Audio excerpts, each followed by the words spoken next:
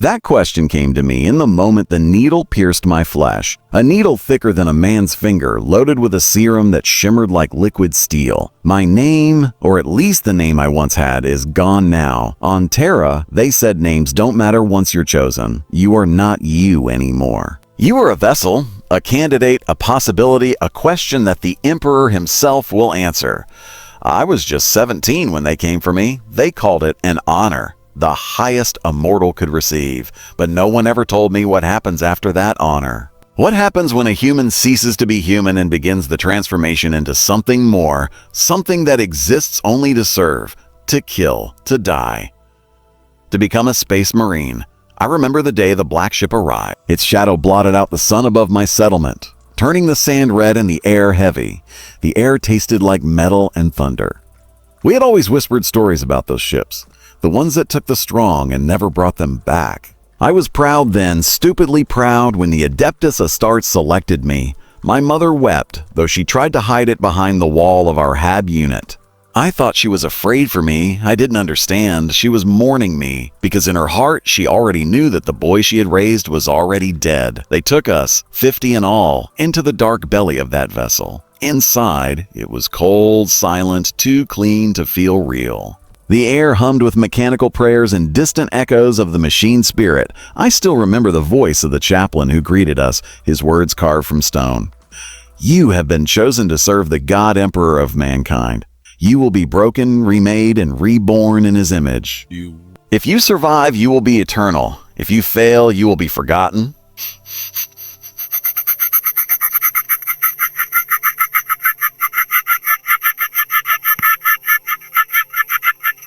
They starved us of sleep, bombarded us with images. War, death, fire, and the Emperor's radiant light. We were tested for faith, for obedience, for fear. Some screamed, some prayed. A few tried to fight the servitors who dragged them away. Those ones never returned. Then came the body. They injected us with serums that burned like molten glass. Our hearts pounded until they nearly tore themselves apart. Machines tracked every breath, every spasm. Some of us vomited blood, others convulsed until our bones cracked.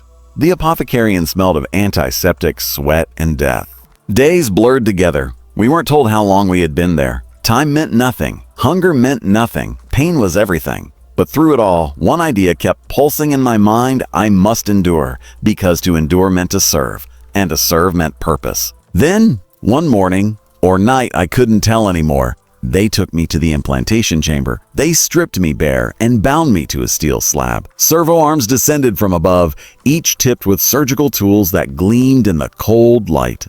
The apothecary spoke a litany in Low Gothic, a ritual prayer before the cutting began. Then I saw the first organ. It pulsed in a glass cylinder, red and wet, alive, alive. The secondary heart, he said, almost reverently. The beginning of your rebirth. I remember the moment it entered my body, the way the pain went beyond pain, how I screamed without breath, how my vision fractured into white fire. And yet, through it all, a voice deep, resonant, impossible, whispered within my skull. Endure, child of man, for I am watching. I didn't know if it was the Emperor's voice or madness, but it didn't matter. I endured. When I woke, I could feel it, a second heartbeat beneath my ribs. Faster, stronger, inhuman. It throbbed like a war drum out of rhythm with my own. And in that instant, I realized that the transformation had truly begun. The boy I had been was gone. Something else was rising in his place. Something colder, stronger, hungrier. And though I didn't yet understand it, something terrible.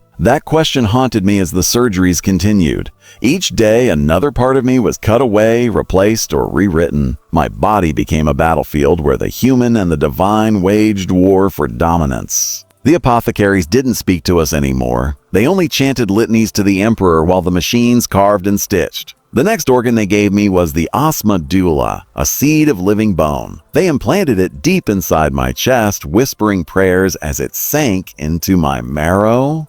For weeks my skeleton screamed. Every bone lengthened, thickened, reshaped. I could hear it, the sound of growth inside me, like tree roots splitting stone. At night I felt my spine stretch against the slab I lay on, and I wondered if I would wake to find myself taller, stronger, or no longer able to move at all.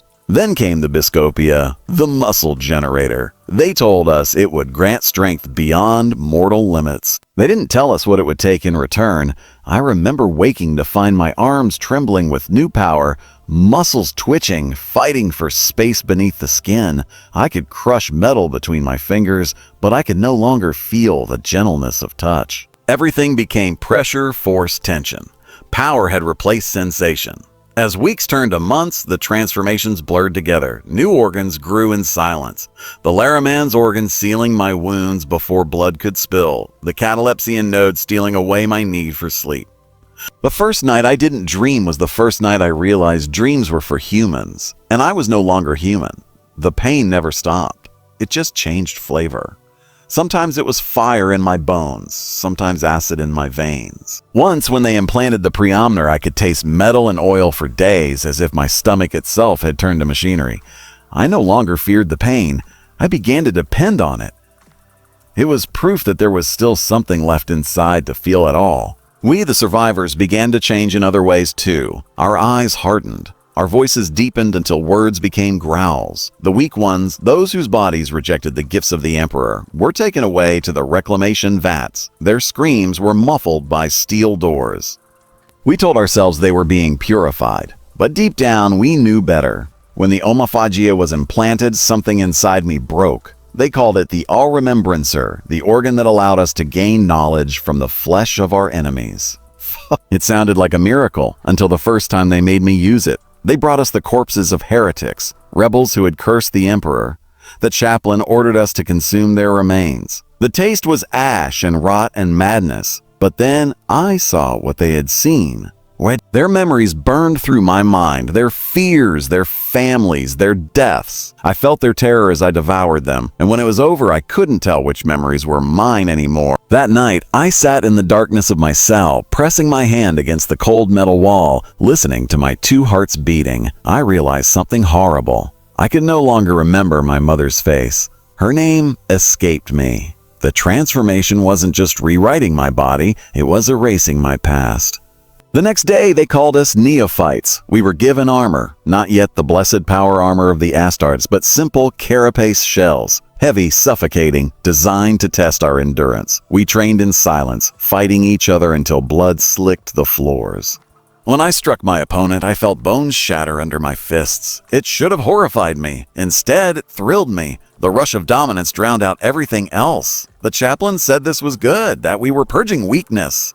That pain was the Emperor's approval. But sometimes when the lights dimmed and the machine hymns faded, I would hear whispers. Faint human whispers from deep inside my own mind. They begged me to stop, to remember, to feel, and then the whispers would fade. The final stage of our rebirth was near, the Black Carapace, the sacred interface between man and armor. The apothecary spoke of it as the bridge between mortal flesh and the machine gods of war. When they laid me on the table for the final time, I no longer feared death. I feared survival. The carapace was not merely implanted, it was fused. Thin black filaments were inserted beneath my skin, spreading across my chest, my spine, my limbs, connecting every nerve to the ports that would one day link me to power armor. As the tendrils burned their way into me, I saw flashes, battles I had never fought, worlds I had never seen, screams of enemies I had never met. When it was done, the apothecary whispered, "Rise, child of the Emperor. The flesh is remade." I stood. My shadow loomed taller than before. My voice was deeper. My breath echoed like thunder. I could feel the machine within my veins and the faint hum of something divine. But as I looked down at my hands, no longer mine, no longer human, one thought returned, unbidden. If I am no longer human, then what am I? That question stayed with me as they led us to the next trial, the one that would test whether our new bodies could obey the will of the Emperor, even when our souls could not. They told us that the surgeries were only the beginning. The flesh, they said, is nothing without faith. A space marine is not forged by organs and bone alone. He is tempered in the fire of absolute obedience. The flesh could be reshaped. The soul had to be broken and rebuilt. They marched us into the Hall of Echoes, a cathedral carved inside the ship's iron heart. Statues of armored giants lined the walls, saints of war, their visors sealed, their names lost. The chaplain stood before us, his skull-helmed face reflecting the cold light of the lumen globes. His voice thundered through the hall. You are no longer men. You are dust waiting to be given form. You will obey, or you will perish. We were then given tasks that tested everything human left in us. Some were told to kneel in silence for hours while hymns of devotion roared through the vox. Others were ordered to fight without rest until they collapsed. I was told to stare into the light of a burning censer until my eyes watered blood. Each act was a lesson. Pain is loyalty, endurance is worship. At first, I resisted in small, invisible ways, holding on to memories of my home, whispering my forgotten name beneath my breath. But resistance had a price. The chaplain sensed doubt the way wolves sense fear. For every moment of hesitation, punishment followed. Isolation, deprivation, the lash of an electromall that left the air smelling of ozone and scorched skin. I learned quickly that obedience was easier than defiance. One night they woke us with a klaxon. We were thrown into a chamber filled with choking smoke and screaming servitors. Our task was simple: find the source of the sound and silence it. But the noise came from a captured cultist, chained and begging for mercy. My command rune blinked red. Eliminate the disturbance. I hesitated only once. Then the voice in my mind, the same voice that had whispered through every operation, spoke again. There is no mercy in service, only duty. The act was quick, efficient, practiced. And when it was done, the chaplain's vox crackled approval. Good, he said. Now you are beginning to understand. Days bled into nights. Our speech was replaced by chants, our names by designations. We learned to march, to fire bolters too large for any mortal man, to pray before every breath. The drills were endless. The words drilled deeper. There is no fear, there is no doubt, there is only the Emperor. The final trial was called the Vigil of Silence. We were sealed in darkness for 7 days, left with only the echoes of our own mind. No food, no sound, no light. Just the slow beat of 2 hearts and the hum of the ship around us. Many broke. Some screamed until their voices failed. Others tore at their own skin to feel something real. I sat still, reciting the litany I had been taught. When I emerged, I could no longer remember what my voice had sounded like before. When the doors opened, the chaplain looked into our hollow faces and said, "You have been emptied. Now you may be filled with purpose." We had become weapons, flesh and steel bound by faith. Our will belonged to the Imperium, our lives to the Emperor. But somewhere, buried deep beneath the layers of indoctrination and mutation, a faint whisper of humanity still stirred, a question that refused to die. If obedience is all that remains, who am I serving? The answer would come soon, carved not in words, but in fire. They told us the first deployment would be a test of faith. It was a culling, a trial by war where the weak were buried under the weight of their own armor. The day began with ritual. We stood in the arming chambers, rows of us, no longer boys, not yet legends. Servo arms lowered pieces of armor onto our bodies, each plate connecting with the soft click of sanctified metal to the black carapace beneath our skin. I felt the armor come alive as its machine spirit linked with mine, the hum of power cells, the taste of ozone, the faint vibration of controlled fury. When the helmet sealed with a hiss, the world changed. My vision filled with data runes, distance markers, weapon diagnostics. The voice of my armor spoke in a whisper of code, and I realized that I was no longer a man inside armor. I was the armor. The chaplain's sermon thundered through our comm feeds. The Emperor sees through your eyes. Strike with his hand. Fear not death, for he has already taken your life for his purpose. The drop pod launch followed. The world outside vanished in a storm of fire as we were hurled toward the surface of an unnamed planet. Inside the pod, I felt the tremors of re-entry shake through my bones. The men around me, the Marines recited kill litanies in perfect rhythm. None of us spoke as ourselves anymore. The chant spoke for all. When the pod doors blew open, the light stabbed through the smoke and dust. We emerged into chaos. The air was thick with the stench of promethium and the screams of the dying. Xenos, taller than men, armored in chitin and hate, poured across the battlefield. for a heartbeat, I hesitated, staring at the nightmare before me, and then instinct took over. The bolter in my hands roared. Each round was a miniature sun tearing through alien flesh in explosions of violet mist. My armor tracked targets faster than thought, feeding me the rhythm of slaughter. I moved as one with it, precise, unstoppable. I could feel the thud of my secondary heart sinking with the recoil of the weapon. It was music, a symphony of annihilation. Hours passed, or maybe minutes. Time no longer mattered. We advanced over a carpet of corpses, chanting prayers that drowned the sound of the dying. I did not think. I executed. Every motion perfect, every kill a devotion. And yet, beneath the layers of discipline and adrenaline, something cracked. When the firing stopped, I stood surrounded by smoke and silence. The sky burned crimson and my armor was slick with blood, not all of it alien. A neophyte beside me had fallen, his helmet split open, the face beneath unrecognizable. For the first time, I felt something unfamiliar, grief. A flicker, small and defiant, trying to survive inside the machine I had become. The chaplain's voice came over the vox. The Emperor claims his own. The fallen are immortal in his sight, but I looked at the body and thought, he is not immortal. He is gone. That thought was heresy and I crushed it. Yet it lingered, echoing in the quiet between my twin heartbeats. When the battle ended, we returned to the ship as victors. The masters congratulated us. We had proven our worth. But I could not feel victory, only exhaustion, and a strange hollow ache where fear used to be. In the silence of the barracks, I removed my helmet for the first time since the drop. The reflection staring back from the armor's polished surface was not the boy who had left Terra. The eyes glowed faintly, the skin pale and stretched, the jaw too strong, the veins dark with the trace of new blood. I didn't recognize the face. The transformation was complete. The experiment successful. Humanity erased, perfection achieved. And yet, I could still feel the ghost of that question whispering through my skull. If I no longer fear, if I no longer dream, if I no longer mourn, am I still alive? The answer, I would learn, would come not from the Emperor, but from the next war. After the first battle, silence became the loudest sound in the galaxy. No cheers, no celebration.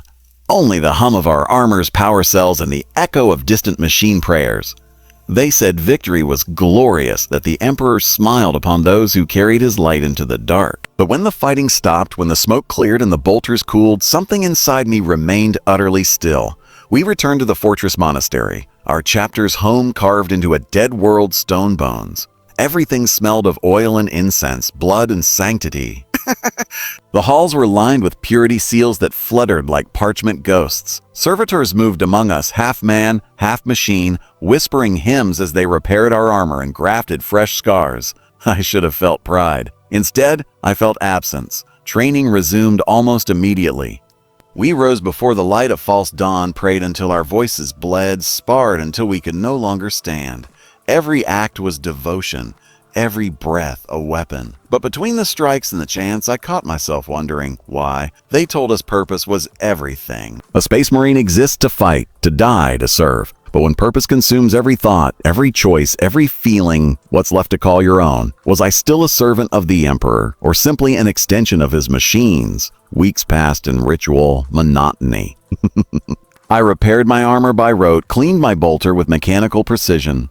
I could recall every prayer, every battle hymn, but not the sound of laughter or the warmth of sunlight on my skin. When I tried to remember those things, my mind offered nothing but static.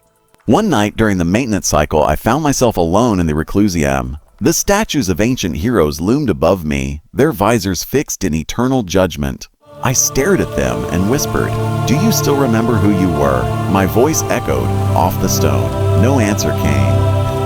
But then, faintly, almost imperceptibly, a memory surfaced. A face. My mother's face. It flickered like a dying candle. The details blurred, but real. The realization struck me harder than any blow. Something human still survived within me. Small, fragile. And I didn't know if it was a blessing or a curse. The next day, the chaplain summoned us for what he called the renewal. It was a cleansing rite. Spiritual recalibration, he said. We knelt and rose as the incense thickened, our minds linked through the armor's neural ports. His voice filled our heads, a confess, purge your doubts. The Emperor knows your every weakness. As the link deepened, I felt my thoughts being pulled outward, siphoned, examined, rewritten. Every flicker of hesitation, every spark of guilt, every question about purpose, it was stripped away by the machine spirit's rhythm. But that one image, her face, refused to die. The system faltered for a heartbeat. The chaplain's voice cracked. Who resists purification? I said nothing. Inside, I buried the memory deeper behind layers of obedience and prayer. The link ended. They found no heresy. But I knew the truth. Somewhere within the steel and sanctity, I was still me. That night, I stood before the viewport of the monastery. The stars hung motionless, cold, and indifferent. So many wars yet to fight, so many worlds to burn. And I wondered, if the Emperor truly sees all, does he ever look back and grieve what we've become? The others slept in their armor, dreaming of battle. I stood watch, feeling the pulse of two hearts and the echo of a third thing. Something that no implant, no indoctrination, no chaplain could erase. It was faint, almost gone, but it was there. It was my soul, and it was whispering a single word, remember. And in that whisper, for the first time since my rebirth, I felt fear. It began after my 30th campaign. We had purged an entire moon of heretics. Men, women, and children twisted by warp worship. When the fires died, nothing remained but ash and silence. We were ordered to stand in formation as the chaplain recited verses of purification. Each word praised the Emperor for his mercy and wrath. Each word rang hollow. As the smoke drifted skyward, I looked upon the ruins and felt nothing. No triumph, no devotion, only the emptiness of repetition. How many worlds had we cleansed? How many enemies had we slain? And what had it changed? The galaxy remained just as dark. When we returned to the strike cruiser, I lingered in the chapel after the others had gone. The statue of the Emperor stood tall before me, golden, radiant, perfect. I waited for a sign, a whisper, a flicker of presence, something to prove he still saw me. Nothing. Only the hum of air recyclers and the soft crackle of incense flames. I knelt there for hours, whispering prayers until my throat went dry. Still nothing. And then, deep within the silence, I heard another voice, my own.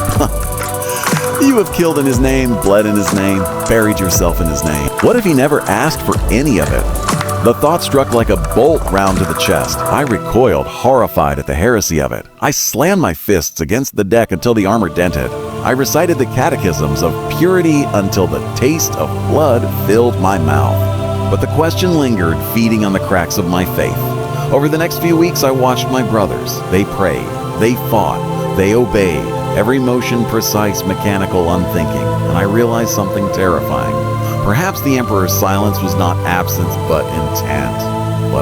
Perhaps we were never meant to hear him at all. One evening during weapons maintenance, I spoke quietly to another battle brother, an old veteran named Kalar. He was known for his unwavering devotion. I asked him, brother, do you ever hear his voice? He paused. His gauntlet stilled over the bolter.